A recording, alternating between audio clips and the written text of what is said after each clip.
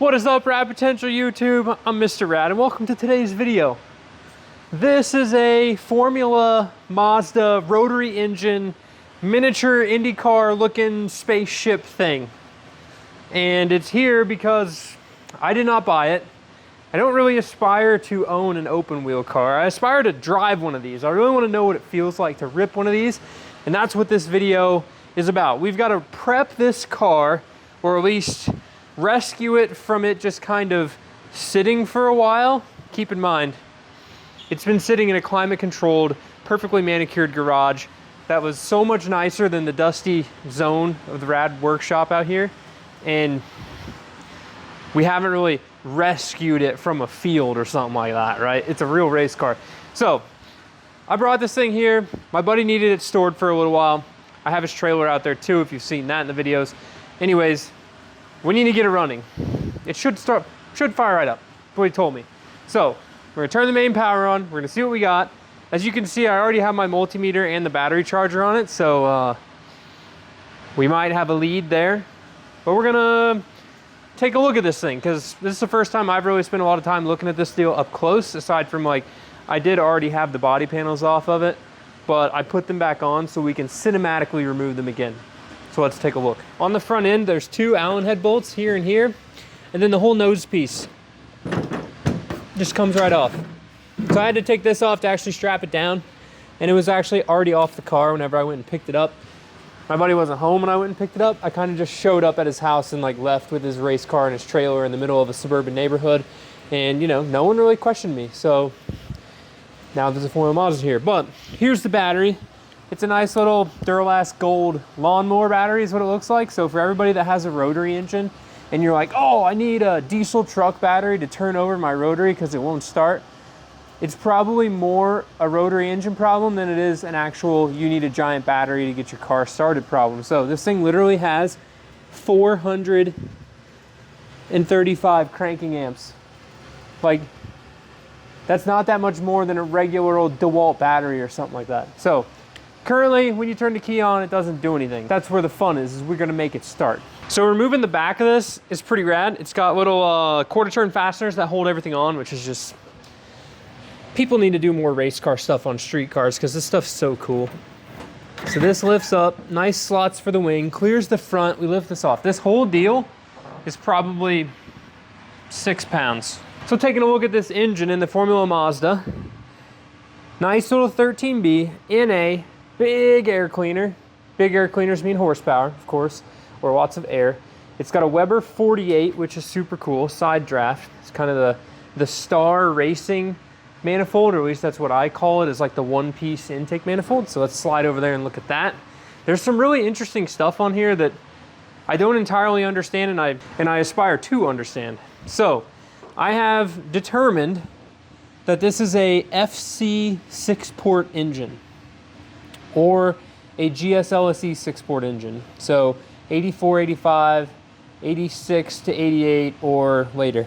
And it's actually, because it doesn't have a block-off plate right here, there's no block-off plate in the center iron, my guess is that this is a Series 5 in a FC engine.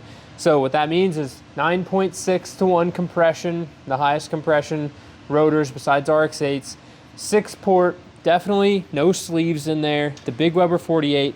I bet this thing probably makes close to 200 horsepower. It probably rips. If not, it might be like 175 if it's just stock port and they don't let you port these things. So super rad setup. It's got an oil metering pump on it. So you can see down there, the 4 oil metering pump lines, 2 in the housings. And then over here, the pump lines are still on there. Very clean oil in there too, which is awesome.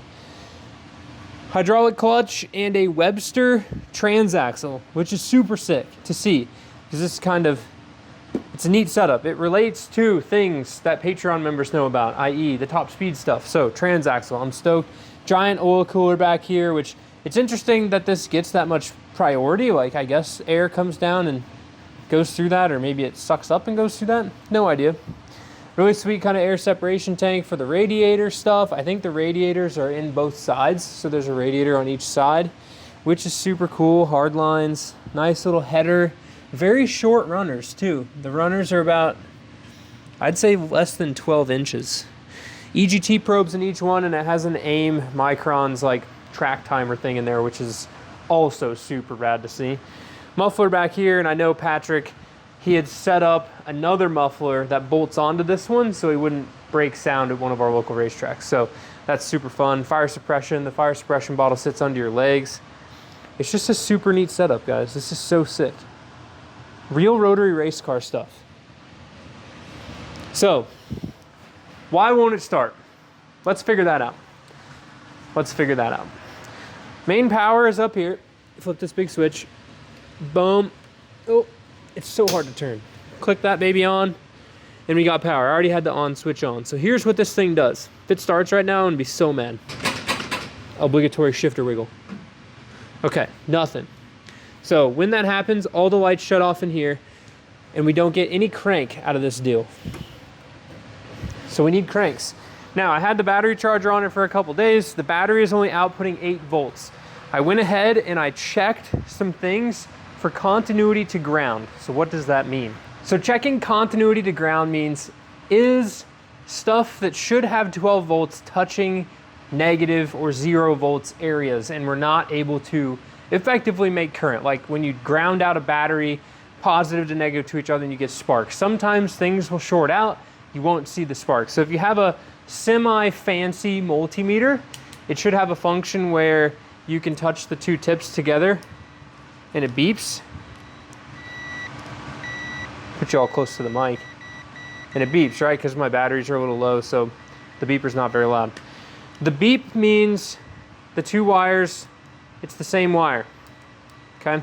So what we're checking here is if the starter or our positive cable, battery cable, is shorted to ground somewhere, and I touched one end of this to the engine or a grounded area, say right here by this ground wire, and then I touch the other end to the 12 volts from the battery, which goes straight to the starter from that big kill switch up there, it shouldn't beep. Okay? If I ground to ground, it beeps. So I went around and I just checked continuity to ground at all the places where I would need positive 12 volts. So the back of the switch up here, no continuity to ground. It's gonna be hard for you to hear the beeps, but I promise you, it doesn't beep. Maybe it does, and it's just tripping me up. Okay, quit freaking out. Why are we beeping?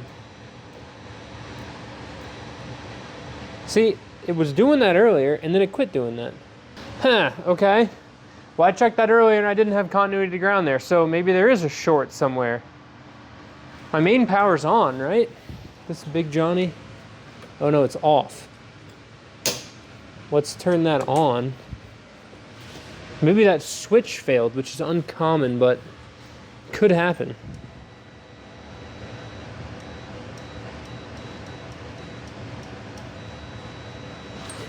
What if I wiggle the switcher in? I mean, there is a little safety wire hook here that looks like it's been there for forever.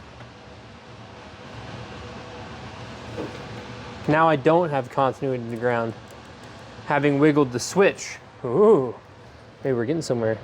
The thing that's interesting though is right now we have no continuity to ground. Let's just see what straight up voltage we have coming back here. So negative, positive.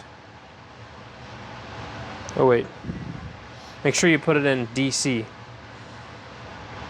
See, now I have 11.98 volts, okay. 11.98, 11.98, 12. Open wheel stuff always trips me out. I'm waiting to get ran over by this thing if it tries to start. Okay, and now it's shut off again. So now that it killed all of its lights, how many volts do I have? 8. This should be 0. 8. So there's definitely a short somewhere then, maybe? Electrical madness wizardry going on here. And everyone says rotaries are complicated. The engine's the easiest thing to work on this whole deal. We got wires going everywhere. Race car patching stuff together, whole deal. Okay, I really just kind of want to hook up a battery and see what it does. If it still shorts out, then we obviously have something else shorting out.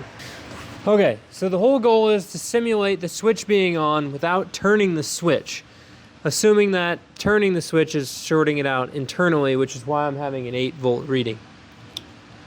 So in theory, touching these together like this should power everything up, which it is. Come on, there we go. So we got power up here, which is a win, and it should. I still got nothing. So, somewhere in this whole deal there's a short. I mean, it looks like the body of this switch is just mega corroded. And it's just shorting out past like the isolated washers at the bottom of it, which,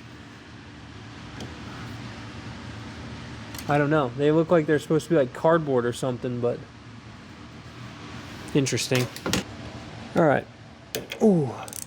I disconnected the battery and I'm gonna pull all the leads off of this switch and see if this is our issue.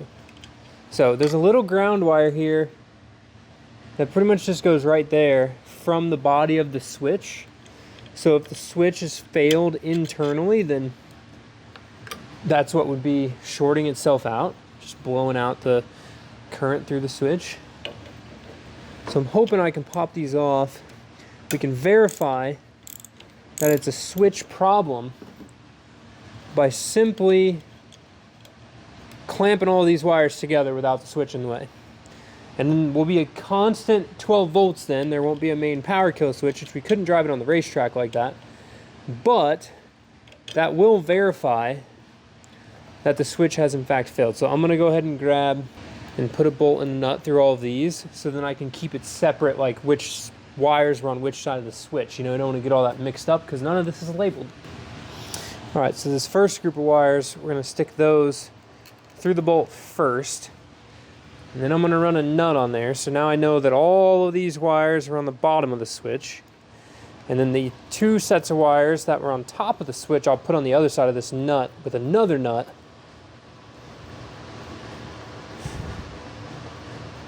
Such that I can tell all of this stuff apart.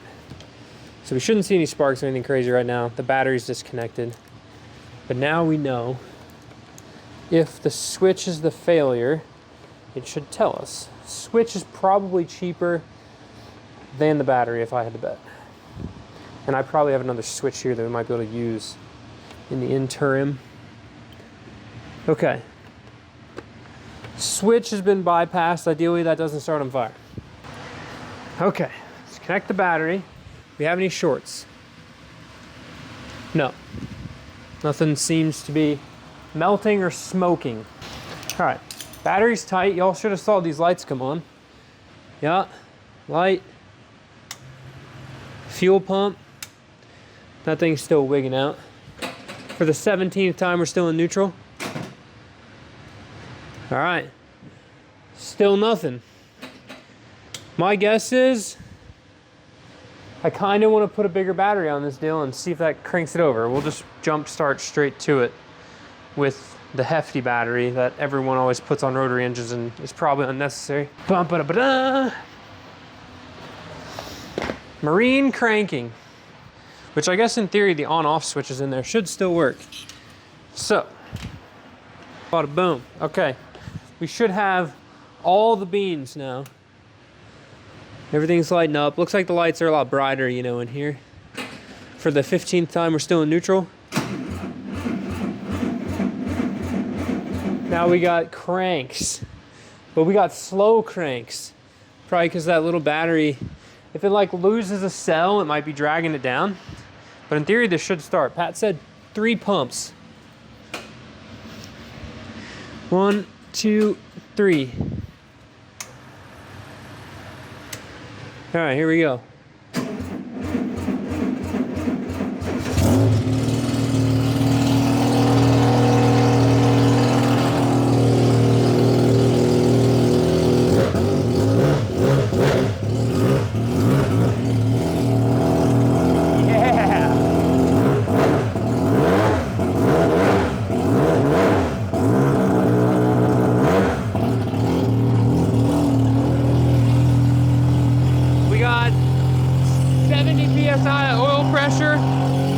So I got 70 PSI oil pressure and it's warming up.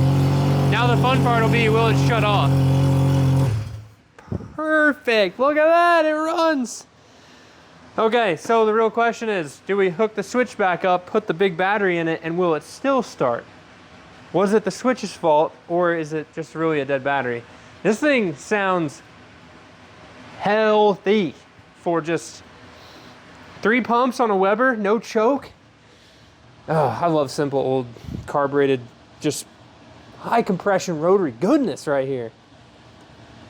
I bet this thing freaking parties on the track too. All the aero to make my little 350 horsepower RX-7 track car, put that thing to shame. All right, those two are on the top, right? So we got that. Get that going for us, which is nice.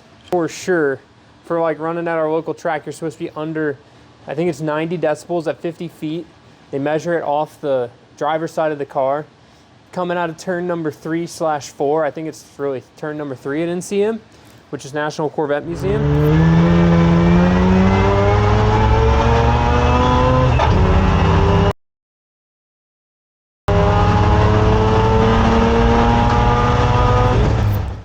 So coming out of that corner, right there on that side, that's right where that exhaust dumps, he'd probably definitely needed an exhaust, that second muffler.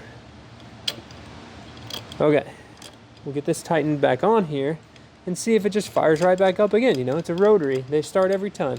Oh, I should go over there because I can reach the gas pedal through the body of the car. All right, master power's on, ignition power is on. For the 17,000th time, we're in neutral so I don't get ran over by this thing. I wonder if it'll just fire off.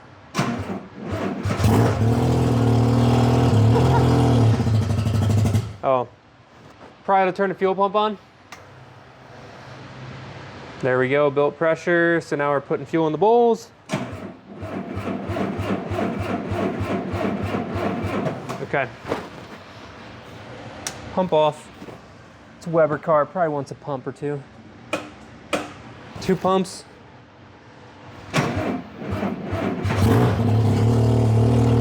Fuel pump on. Now we're cooking with gas.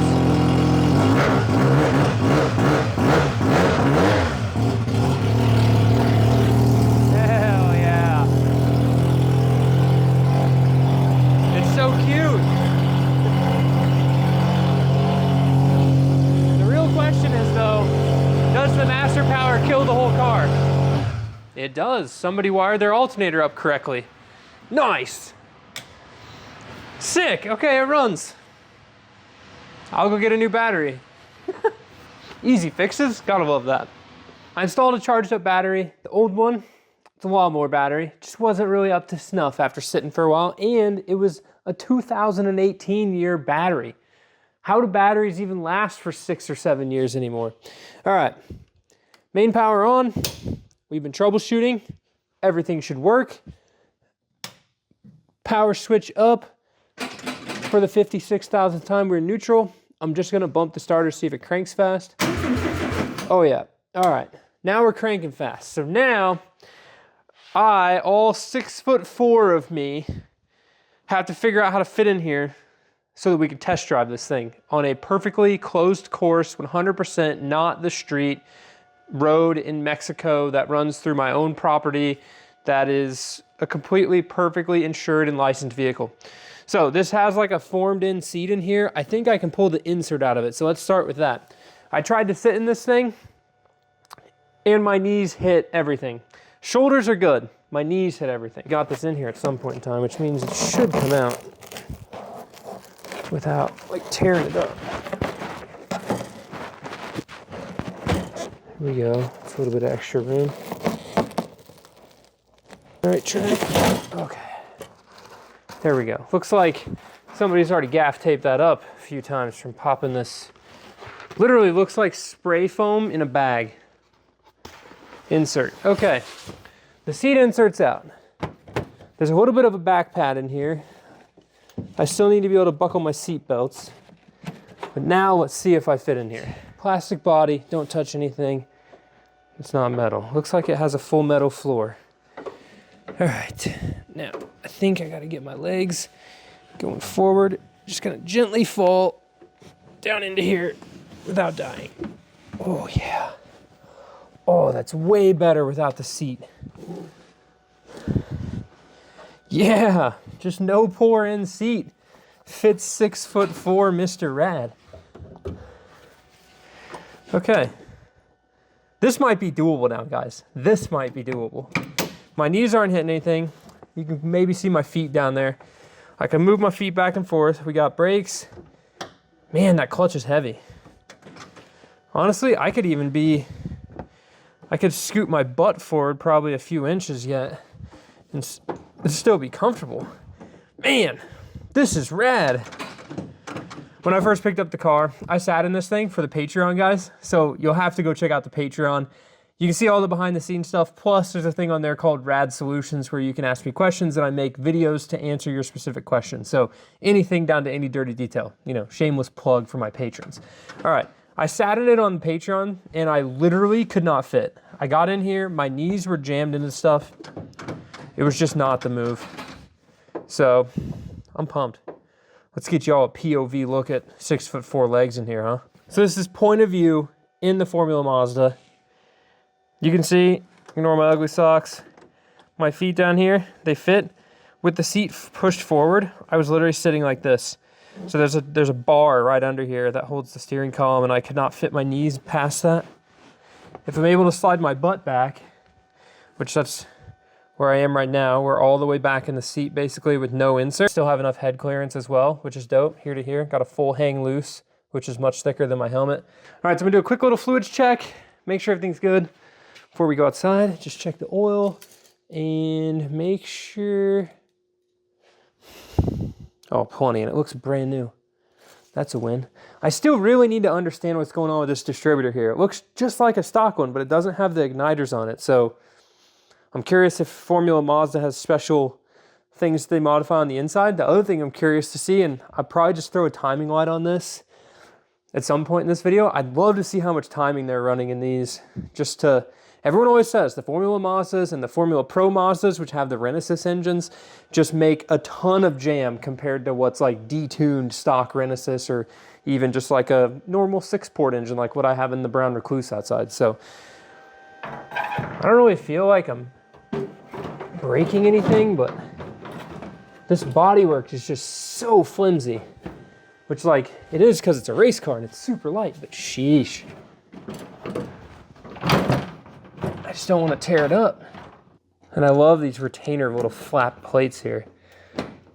You don't lose the quarter turns when you're in a hurry changing something at the racetrack. Okay, 3 more.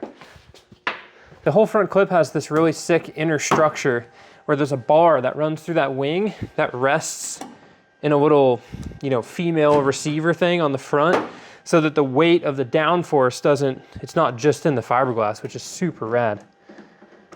I'm learning all sorts of stuff about this, which is honestly such a good thing. Ooh, this quarter turn's broken. That's why I bet this was loose. Key on. I was messing with the shifter, so for the 69,000th time, we're in neutral. It's not gonna run me over. Neutral. We got fuel pressure. What was it? 2 pumps? 3? 2? 1, 2. And, oh, it is a little loud. Guys, you can't ever buy new ears. Wear ear protection.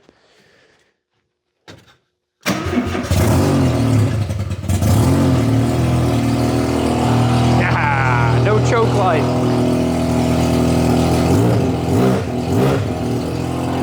It revs so fast, I love it.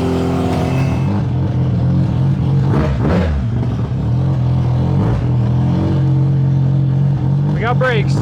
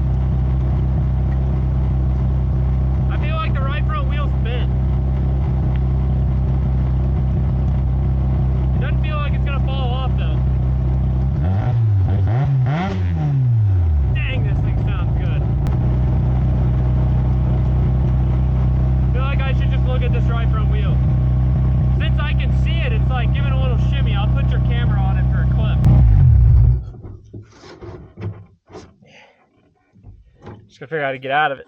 I don't think this thing has fans, so that's why I turned it off. I really don't want it to get hot. Just sitting here idling. Gosh dang. I gotta get out of a freaking race car and I'm rolling. Oh, there's a strap on my leg. There we go.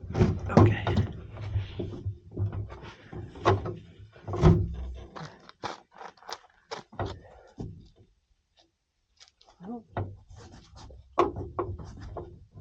I say everything felt tight whenever I gave it a once over before I was gonna leave. You never go out the door, even if your best friend tells you, hey, there it is. I knew something was loose. I got a wheel that's loose. I gave all this a shake, but you never go out the door without checking it, and I just did. That was very dumb of me.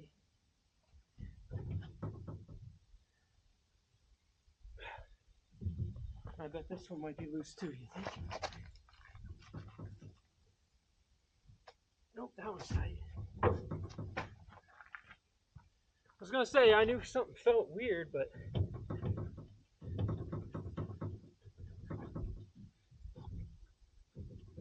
alright, I'm gonna assume that there's not a spare lug wrench on this deal. So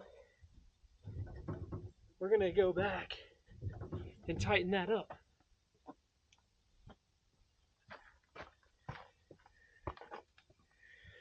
Slowly. Okay. Ooh, I'm sitting on a seatbelt in the most uncomfortable position. Okay. It's a Rotary, starts every time. Hell yeah. It doesn't like to do anything but full speed, guys.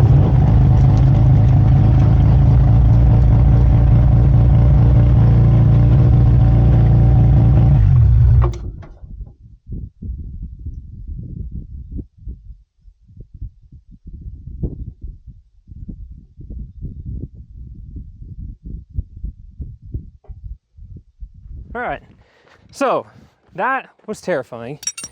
First off, not my car. Second off, is it good to go? I checked all of these before we went out, but I think maybe just like, I don't know if the center lock, if it could be like, if it could have been like bound up or something, or it just came loose. This is the one I just tightened, obviously, or I guess tightened by hand. Apologize for the wind. It's actually not warm out here, guys. Okay, I'm wearing a t-shirt, it's probably 40 degrees. It's the essence of being on vacation in the videos. We gotta show off the Hawaiian shirt. See, and that's super tight too. And like, this is a big old wrench. Now, I don't know how tight that needs to be. Obviously the rocks, I couldn't think that need to be more than like 200 foot-pounds. The other thing that's really tripped me out, okay, which is kind of why I was like gunning it and coasting. I don't trust the water temp. Okay, so the car was running for literally, what did that take? 6 minutes, maybe, not even that. Typically with the Rotary, you'll see a decent variation of water and oil temperature when you're like ripping on it, but normally when they're warming up, they'll kind of come up together. And my oil temps was 140, 150 degrees the whole time, and then the water temp went from like 170 something to like 220, and then that's whenever I was like shutting it off. But I couldn't hear, normally if it's hot, you can hear it. Like I'm sitting right by the AST, so I could hear it kind of boiling or bubbling over or something weird, but I couldn't hear anything. So I'm not sure that I trust the water temp. I'm not really sure that I should probably go even try to drive this thing. This thing scares me with the fact that it's just not mine. But at the same time, it's still a Rotary. I know these things really well, the engine, so I'm not worried about hurting the engine. But just those two little nuances, you know. Talk to my buddy, like, hey, does your water temp sensor read whatever? How does this react when you're warming up? There's a lot of things that me being new to this and trying to learn it, you gotta learn. So I think take two. I'm at least gonna take it and go back down here and just make sure after checking all the lug nuts that like it's okay, but I kind of want to give it like another.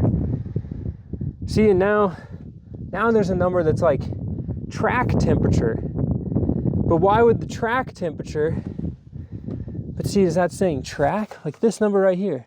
And what's this number? That's water, track, GPS, good. Is it 4,700 miles on it or whatever? 4 o'clock? I have no idea. I'm confused. I know that this right here is oil. I know that this gauge right here is oil temperature, and it was not that hot. So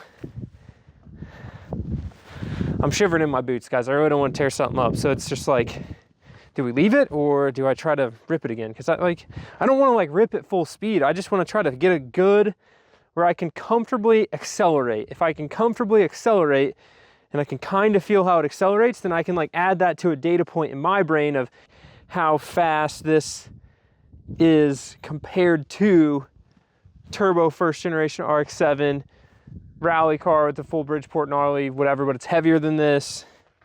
So I don't know. I think I might go down the road just down and back once after it cools off, I guess, or at least the water temperature gauge goes down. Because I checked the water, it's got water. So it's like, why is it weird? But it definitely doesn't have fans. But I wouldn't think that it's got 2 giant radiators and a whole rotary engine. Heck, I've ran rotary engines with no water in them for like 2 minutes. And that's not really gonna hurt anything. I don't know. If you can tell, guys, if it was mine 100%, we'd be ripping it. If it was obviously not mine 100%, then I'm a little mechanically sympathetic for this deal. So maybe one little last rip down the street, see what it does, come back. So I've checked this after about 5 minutes here. You can see oil temp, we're down to 123. The top water temp number is at 93. The bottom water temp number is still at 169. So is there like 2 water temp sensors or something? Like one in the block and one in the radiator, or one wherever and one somewhere else? I have no idea. Because why is, obviously the 169, that one was just at 180. The other one was hotter too earlier, wasn't it? So why are they fluctuating so much? This worries me. Not that like I'm worried that it's broken. It's just I'm worried that I don't understand it enough to, in theory, want to push the limits of trying to do something with to really do something with it that's going to tear it up. I want to make sure it's all good, which means we got to learn something. You know your limits. It's a very important thing. So I still do kind of want to just go down the street because, the little clunkiness. And I think I'm just worried that it's going to get hot. I just don't want it to get hot, guys. I don't want to overheat somebody else's car or engine, but I have a very well-tuned ear, eye, chronometer, the whole deal. I have a lot of mechanical sympathy for things. So, I think we're going to go to the least corner and back and see what it does. Just a second. It's a rotary engine. Starts every time. See? Okay. I don't know that I ran out of space on my phone, but now that top temperature number says 700. I'm going to just kind of go off the oil temperature and assume we are good.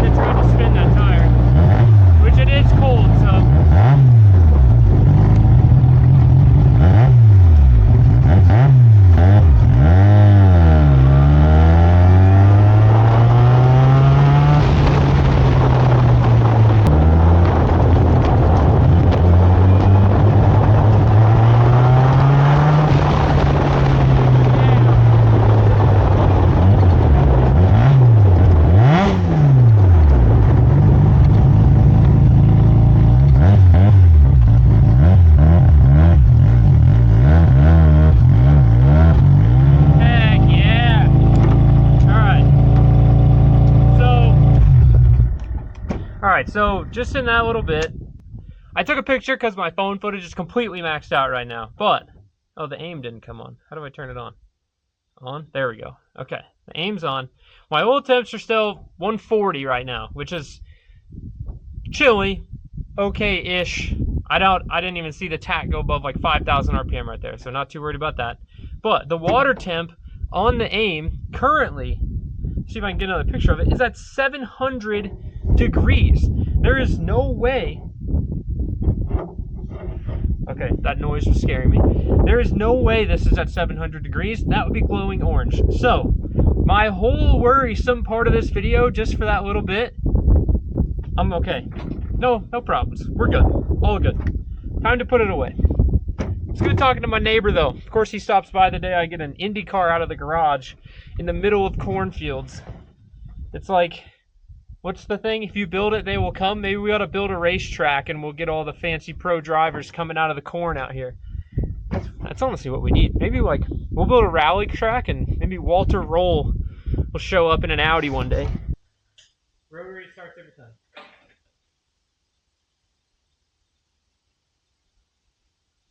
Huh? I don't know if y'all can hear me. Way over there. There's a wire hanging out from under the dash, and I think it came off the on switch, and I'm not getting signal to the starter. I probably bumped it with my knee or something because I'm tall and this car's small, and everything about this car in this video has been such a struggle, even though it should be so easy. And oh my gosh, the funs of weird car ownership. Okay. Super light. I should be able to push this, right?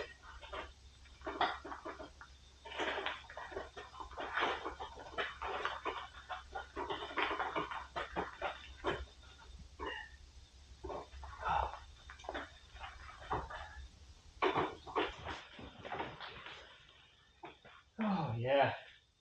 You coming inside? Stay down.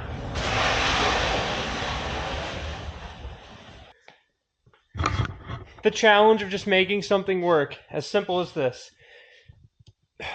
3-wire ignition system. A carburetor and a little go-kart chassis.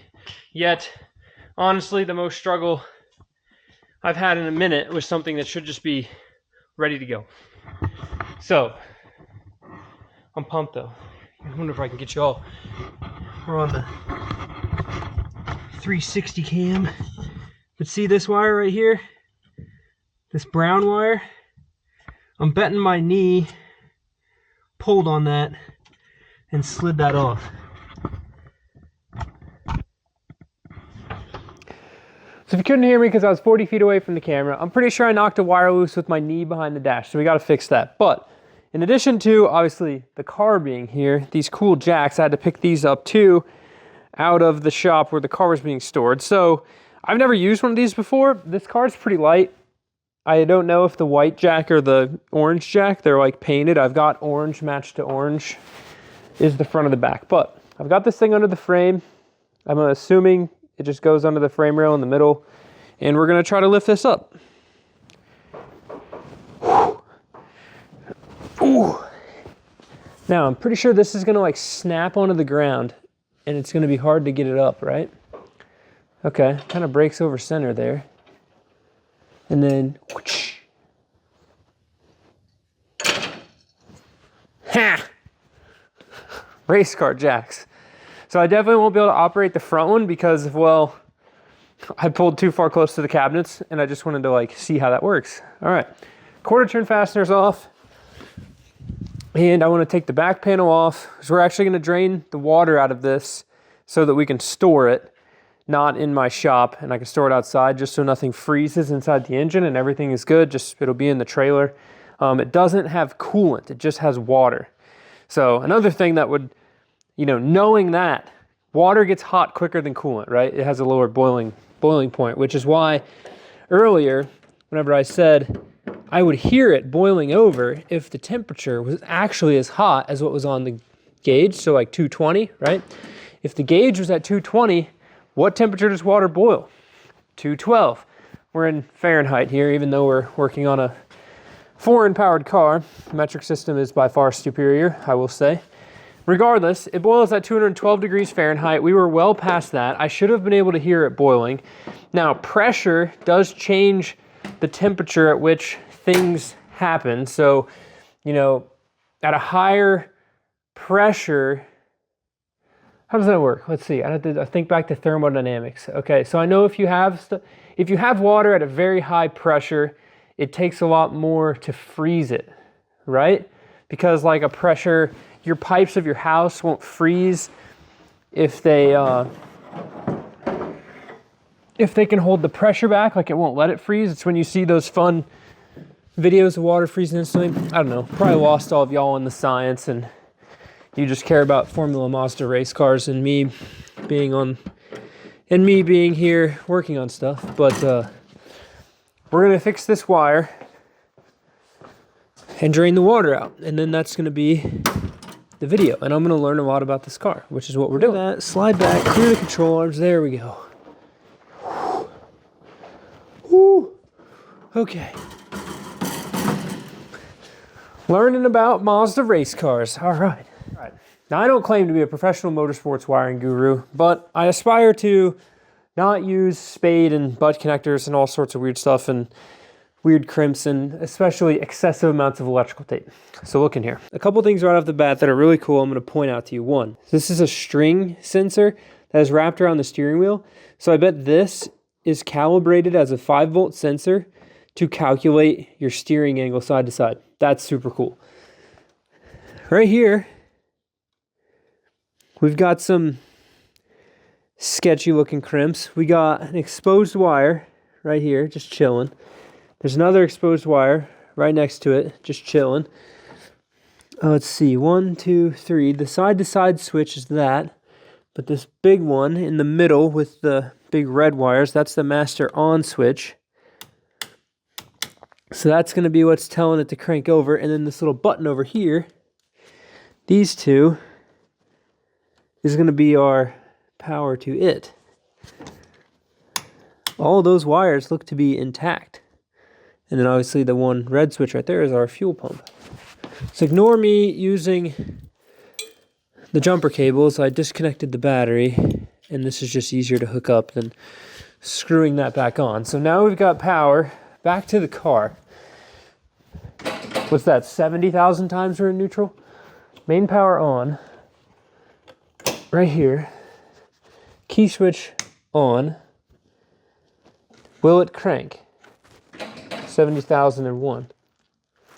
Okay, so I got no crank, but my lights are not going away, which means it's not drawing power for the starter. So, what would be causing that to happen now? Simply just like looking for things that I would have hit with my feet, because like me getting in and out of it, everything back there looked good, so it shouldn't have been a problem back here for anything.